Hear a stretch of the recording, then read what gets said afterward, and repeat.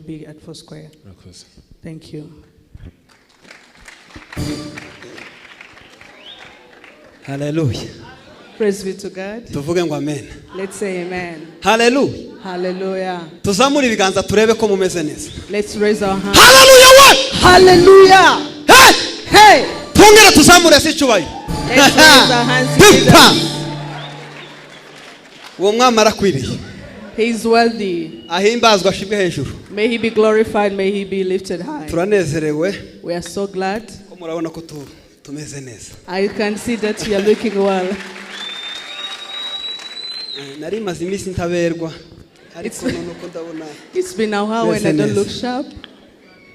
Amazina banita Mutawala Patrick. And by names of Mutawala Patrick. Fiancé wanjye bamwita Nyinawinka Esperance. My fiancé is called Nyinawinka Esperance. Dufite ubukwe. We have a wedding. Dufite ubukwe kuwa gatandatu. We have a wedding next Saturday. Saba no gukwa bizabera kuri Excella. And the introduction will be at Excella. Tuzongera tugaruke hano saa 7 n'igice hano ku rusengero. And at 1:30 we shall come here. Turabatumiye. We will invite you. Ni karibu iwacu. Welcome to our kuramya wedding. no guhimbaza Imana. It's worship and praise. Dushima Imana ku bitangaza ikora. Praising God for the miracles he does. Imana ibahe umugisha. God bless you.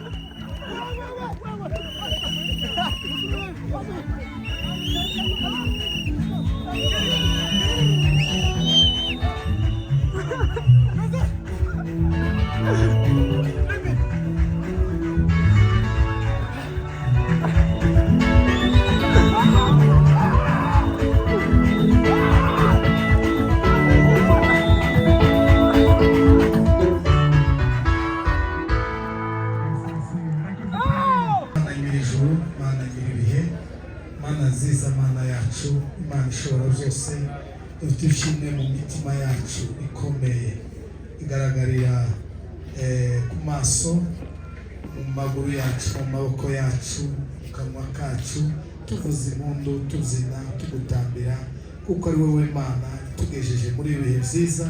Imitima yacu yishimiye, wowe Mana iduhaye ibirori byiza by'abana bacu, wowe Mana iduteguriye ibyishimo, wowe Mana waduhaye, watugabiye impano nziza y'ubukwe. Mwami Yesu, ushimwe uhimbazwe, nuko tugushimiye ibyabanje ku ntambwe ya mbere yabanje kugeza kuri iyi ntambwe tugezeho. Wowe wabikoze Mwami, dukomeje kukwereka izindi gahunda zo kuza ibiganiro n'izindi zose ziburikurikira. Izina ryawe ryiza rishimwe, ihimbazwe ku byiza ukomeje gukora, mu izina rya Yesu, amen. Amen. Dukomere Imana amashyi tuyishimira.